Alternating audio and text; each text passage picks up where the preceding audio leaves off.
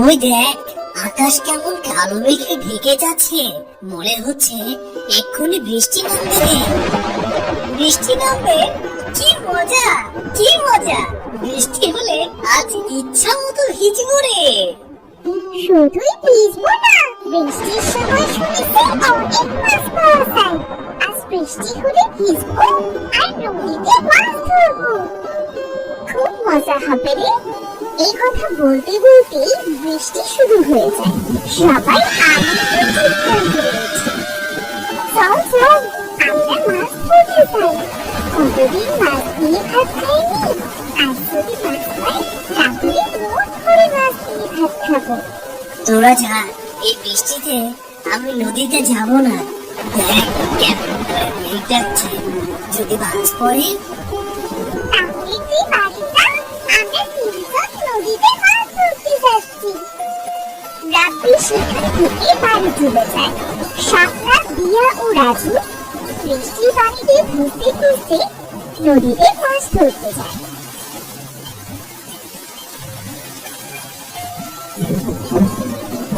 তারা অনেকগুলো মাছ পায়। সেগুলো নিয়ে যে যার বাড়ি ফিরে যায়।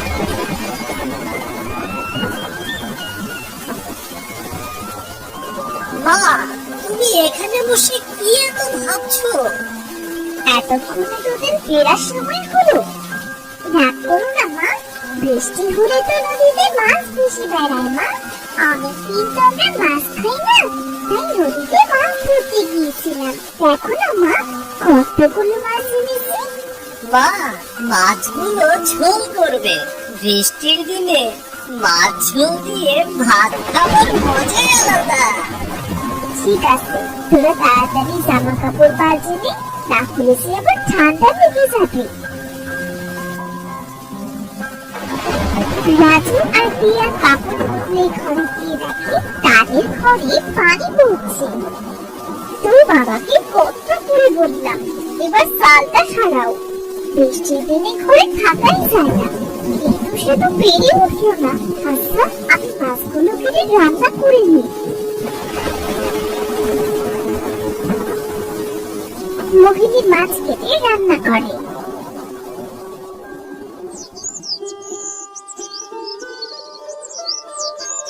পরদিন রোদ উঠে গ্রামের অনেক মানুষ তাদের বাড়ির চাল ঠিক করে। পথে ঘাটে পানি বেঁধে আছে।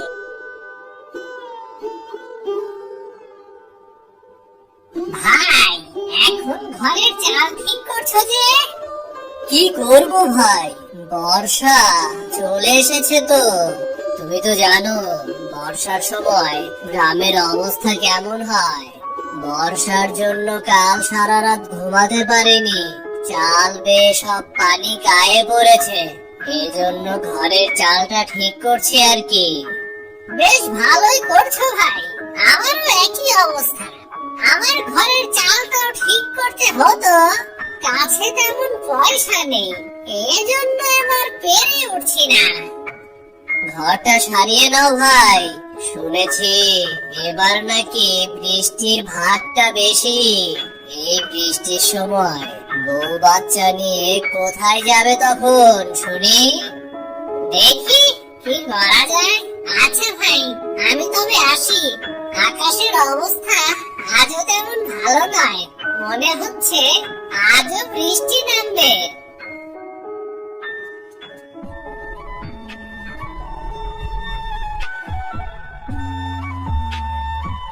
বলে, ও মহেশ ভাই, মাটি তো সব কাদা, তা গরু নিয়ে যাচ্ছ কোথায় তবে? মাঠে যাচ্ছি ভাবি, যেখানে একটু শুকনো পাবো সেখানে একটু গরুটাকে খাইয়ে আনতে যাচ্ছি। বাড়িতে গরুর খাবারের বড্ড অভাব গো। আচ্ছা, আমি আসি তবে। এই বলে মহেশ গরু নিয়ে সেখান থেকে মাঠে চলে যায়। অন্যদিকে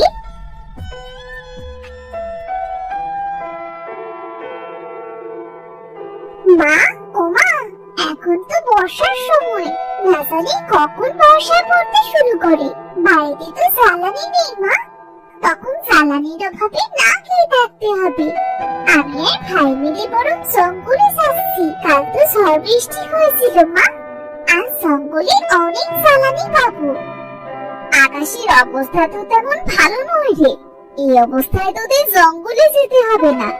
তুমি চিন্তা করো না মা, বর্ষা শুরু হবার আগেই আমরা চলে আসবো। তাড়াতাড়ি ফিরিস কিন্তু। দিয়া আর রাজু তাদের মায়ের কাছ থেকে বিদায় নিয়ে জঙ্গলের উদ্দেশ্যে বেরিয়ে পড়ে। তারা হাঁটতে হাঁটতে একসময় জঙ্গলের অনেক গভীরে চলে আসে।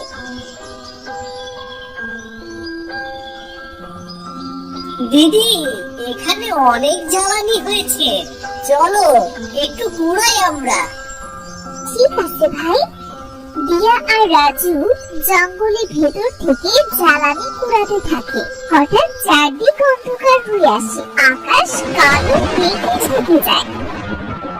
ভাই, আকাশ তো কালো মেঘে ছেয়ে গিয়েছে, মনে হচ্ছে এক্ষুনি কালবৈশাখী ঝড় উঠবে।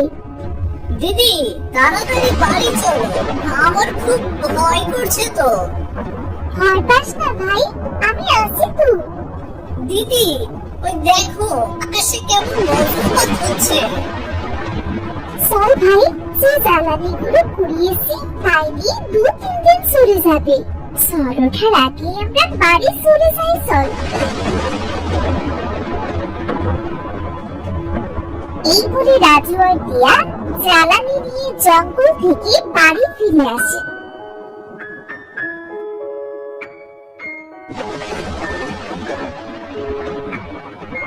তুই এসেছিস?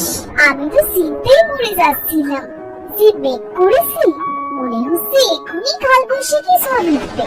এজন্যই তো তাড়াতাড়ি বাড়ি ফিরে এসেছি মা। তা বেশ করেছিস।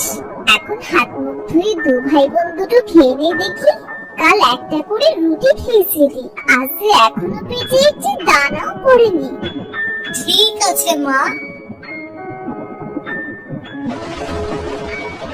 তারা হাত মুখ ধুয়ে খেতে বসে। এমন সময় প্রচুর বেগে ঝড় ওঠে। বলতে না বলতেই ঝড় শুরু হয়ে গেল।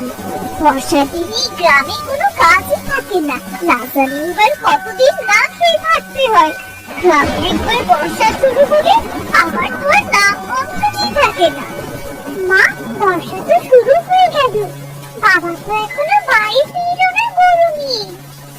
সত্যি তো, এই ঝড় বৃষ্টিতে তোর বাবা বাইরে কি করছে? কোনো বিপদ আপদ হলো না তো? না গো গিন্নি, আমার কোনো বিপদ হয়নি। মাঠে কিছু কাজ ছিল, শেষ করে তবেই গরুটা নিয়ে এলাম। কাল থেকে তো মনে হয় না কোনো কাজ পাবো। এই বর্ষার সময় যে কেন আসে? বর্ষার দিনে গ্রামের গরিব মানুষদের কত কষ্ট হয়। কথাটা একদম তুমি মন্দ বলনি। আচ্ছা, এসব পরে খাওয়া যাবে, এখন আগে দুটো খেয়ে নাও দেখি। মোহিনীর কথা মতো মহেশও খাবার খেতে বসে। খাবার খাওয়া শেষ করে তারা কিছু সময় গল্প করে। অন্যদিকে সময় যত বাড়তে থাকে, ঝড় বৃষ্টিও ততই বাড়তে থাকে। মা, বাবা, দেখো না, চারদিকে কেমন পানি থই থই করছে। এই বৃষ্টি থামার তো কোনো নাম গন্ধ নেই। এভাবে বৃষ্টি থাকলে তো গ্রামের বাড়িঘর সব ডুবে যাবে। কথাটা মন্দ বলিস নি রে মা, খুব চিন্তা হচ্ছে আমার। কাছে তেমন টাকা করিও নেই, বাড়িতে তেমন বাজার সদাই নেই। বর্ষার দিনগুলো যে কি করে পার করবো কে জানে রে। বিধাতা ঠিক একটা ব্যবস্থা করে দেবে।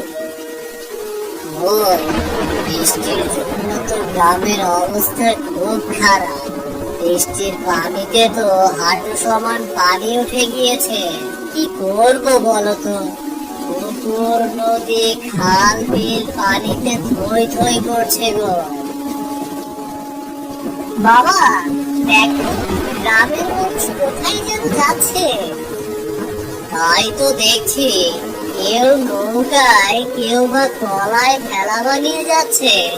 কোথায় যাচ্ছে সবাই জিজ্ঞাসা করে দেখি তো। ও শামীম ভাই, বউ বাচ্চা নিয়ে চললে কোথায়? ভাই, গ্রাম থেকে অনেক মানুষের ঘর ডুবে গিয়েছে, আমাদের ঘরে অনেকটা পানি ঢুকে গিয়েছে রে। এই জন্য আগে থেকে বউ বাচ্চা নিয়ে গ্রাম ছেড়ে শহরে যাচ্ছি। এই বর্ষা সহজে কমবার নয়, গ্রামে কেমন করে থাকি বলতো? বুঝতে পেরেছি ভাই। আচ্ছা, আমরা আসি তবে। তোমাদের বাড়িতেও তো পানি উঠতে শুরু করেছে, তোমরাও চলো শহরে। দেখি ভাই কি করা যায়।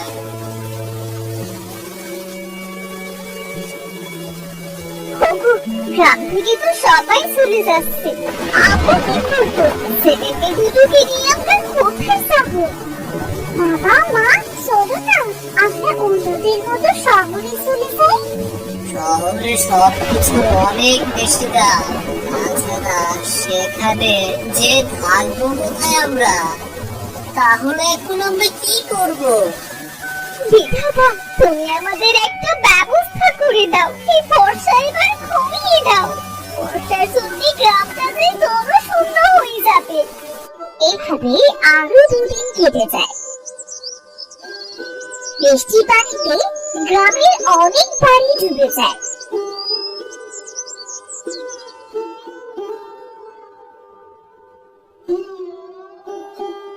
আজ বর্ষাটা কম হয়েছে বলে বউ, বাড়িতে শুকনো খাবার আর কতগুলো আছে গো? আজ যে কোনো খাবার নেই, ছেলে মেয়ে দুটো ক্ষুধায় ছটফট করছে। কি করবো কিছু বুঝতে পারছি না। এই অবস্থায় তো কোথাও খাবার পাবো না, কি যে করি। আমি বলি কি, তুমি একবার জমিদার মশাইয়ের কাছে যাও, দেখো না উনি কি করে। জমিদার মশাই যে কিপটে, সে কি আমাদের সাহায্য করবে? চেষ্টা করে দেখো না। এত করে যখন বলছো, তখন যেই দেখি কি করা যায়। বউ, এই কলার খেলা করে আমি জমিদার বাড়ি যাচ্ছি। বাবা, আমিও যাবো তোমার সাথে। তোকে যেতে হবে না মা, কখন আবার বর্ষা শুরু হয় কে জানে। বাবা, তোমার সাথে যাই না, দেখো চারিদিকে কত পানি। আমার খুব দেখতে ইচ্ছে করছে বাবা। ঠিক আছে, চল। মহেশ দিয়াকে নিয়ে ভেলায় করে জমিদারের বাড়িতে যায়।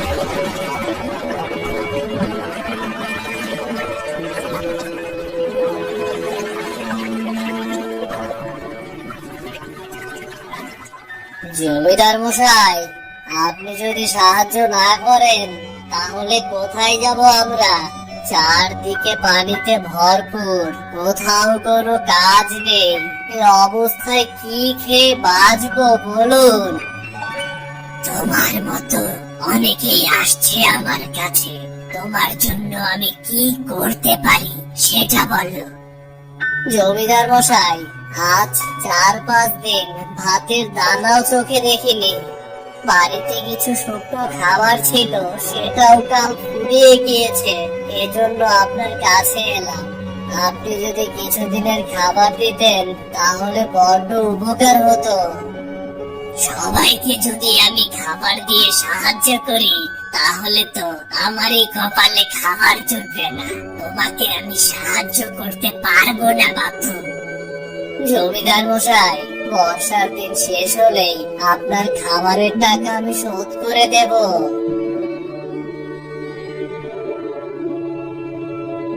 এই চিরাগুলো দিয়ে আজকের দিন চলে যাবে, এটা নিয়ে ফিরে যাও। এর বেশি আমি তোমাকে সাহায্য করতে পারবো না। মহেশ আর কিছু না বলে জমিদারের দেওয়া চিরা নিয়ে বাড়ির পথে রওনা হয়। মহেশের দিয়া যখন বাড়ি ফিরছিল তখন তারা একটা বুড়িকে পানিতে ডুবে থাকতে দেখতে পায়। বাবা, বাবা, ও দেখো, কে যেন পানিতে ডুবে যাচ্ছে। আমাদের লোকটাকে বাঁচানো উচিত বাবা। আরে, ওটা তো একটা বুড়ি মনে হচ্ছে। তাড়াতাড়ি চল, না হলে বুড়িটা মারা যাবে। ভেলা নিয়ে বুড়ির কাছে যায়। অনেক কষ্টে বুড়িকে তারা পানি থেকে দিবে। তারা বুড়ির পেট থেকে পানি বার করে। এরপর বুড়ি জ্ঞান ফিরে পায়। তোদের অনেক ধন্যবাদ রে বাবা, তোরা আমার অনেক বড় উপকার করলি। তোরা না থাকলে হয়তো আজ আমি মরে যেতাম। ধন্যবাদ কেন দিচ্ছ বুড়িমা? তুমি পানিতে ডুবে যাবে এটা আমরা কি দেখতে পারি বলো? বাবা, আজ 2 দিন ধরে কিছু খাইনি, আমায় কিছু খেতে দিবি? ক্ষুধার কষ্ট যে আমি আর সইতে পারছি না বাবা। ঠাকুমা, আমরাও যে না খেয়ে আছি, সেজন্য জমিদার মশাইয়ের কাছে গিয়েছিলাম। কিন্তু জমিদার মশাই ওটা চিড়ে দিয়ে আমাদের পাঠিয়ে দিল। আমাদের কাছে সে চিড়েটুকুই আছে। তুমি কি চিড়ে খাবে? আমার ওই চিড়ে দিয়ে চলবে রে মেয়ে।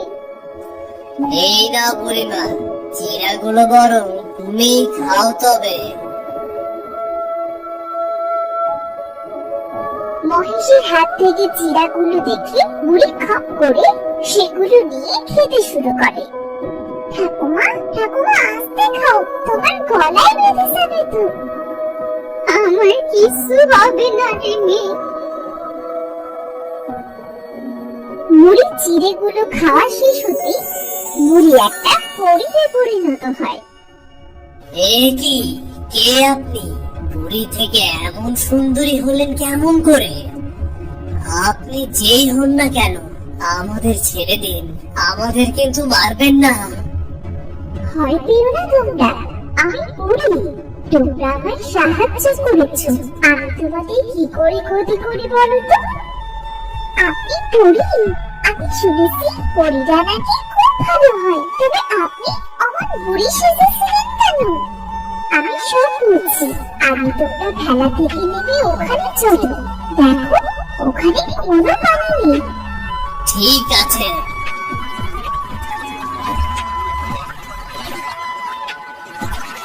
শোনো, আমি আর আমার সাথী পৃথিবীতে খেলা করছিলাম। তখন এক জাদুকর আমায় দেখতে পাবে, আর সে আমাদের তাড়া করতে শুরু করে। অনেক কষ্টে জাদুকরের চোখ এড়িয়ে আমি এই গ্রামে এসে পড়ি। এসে দেখি এই গ্রামে এখন বর্ষার দিন, খুব খারাপ অবস্থা। তারপর কি হলো? তারপর আমি পরিরাজ্যে ফিরে যাবার জন্য রওনা দিই। উঠতে উঠতে পানির ভেতর পড়ে যাই, আর ওখানে চোরাবাড়ি থাকায় আমি উঠতে পারছিলাম না। তাই বুড়ি রূপ নিই, যাতে আমায় কেউ সাহায্য করে। আর তার পরের ঘটনা সে তো তোমরা জানোই। বুঝতে পেরেছি বুড়ি, আপনাকে সাহায্য করতে পেরে আমাদের অনেক ভালো লেগেছে। আমি তোমাদের উপহার দিতে চাই আমার জীবন বাঁচানোর জন্য। বলো, বলো কি চাই তোমাদের? উপহার যদি দিতেই হয় তাহলে গ্রামের সকলের জন্য দিন বুড়ি। আমাদের মতো গ্রামে আরো অনেক মানুষ আছে যারা ঠিক করে খেতেও পায় না, যাদের বাড়ি ঘরে বন্যায় নষ্ট হয়ে গিয়েছে, ঝড় বৃষ্টিতে সবার বাড়ির চাল গিয়ে পানিতে পড়েছে। জানেন, আমরা অনেক কষ্টে থাকি। আমরা এই গ্রামের মানুষ বর্ষার দিনে খুব কষ্টে থাকি।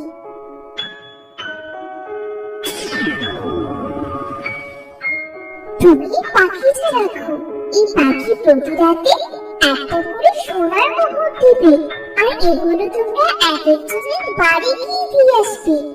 যতদিন না গ্রামের মানুষের উন্নতি হচ্ছে ঠিক ততদিন এই জাদুর পাখিটা তোমাদের সকলের অভাব দূর করে দেবে। ধন্যবাদ বুড়ি আপনাকে। আর একটা কথা, এই গ্রামে এখন থেকে যতই ঝড় হোক, বর্ষা হোক বা বন্যা হোক, কখনোই গ্রাম ডুবে যাবে না। বর্ষা শেষ না হতে যতটুকু গ্রামের মানুষের পানি প্রয়োজন ততটুকু ছাড়া, আর বাকি পানিগুলো শুকিয়ে যাবে। আপনি খুব ভালো করি, তোমরাও খুব ভালো। তোমরা নিজেদের কথা না ভেবে পুরো গ্রামের কথা ভেবেছো। আচ্ছা, আমি আসি তবে। এই বলে পরি দিয়া ও মহেশের কাছ থেকে বিদায় নিয়ে পরি রাজ্যে চলে যায়। মহেশ ও দিয়া পরির দেওয়া পাখিটা নিয়ে বাড়ি চলে আসে। এই পাখিটা পরি আমাদের উপহার দিয়েছে। পরি পরি বেলি কোথায়? তোদের কথা তো আমি কিছুই বুঝতে পারছি না।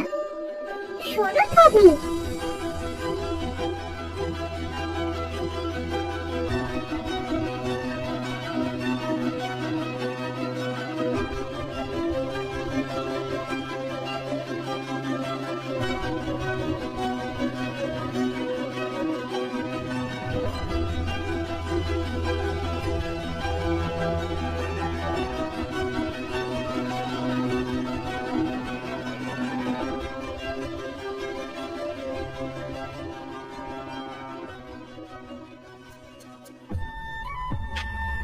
সত্যি বলছিস তুই? এবার যদি এই গ্রামটা বর্ষার কবল থেকে রক্ষা পায়। আমি তোমাদের খাবার দিচ্ছি। ওমা, এই পাখি দেখি কথা বলতে পারে। আমি সবসময় কথা বলি না। এই বলে পরির দেওয়া পাখি জাদু করে অনেক খাবার এনে দেয়। নানান রকমের খাবার পেয়ে তো দিয়া আর রাজু অনেক খুশি হয়।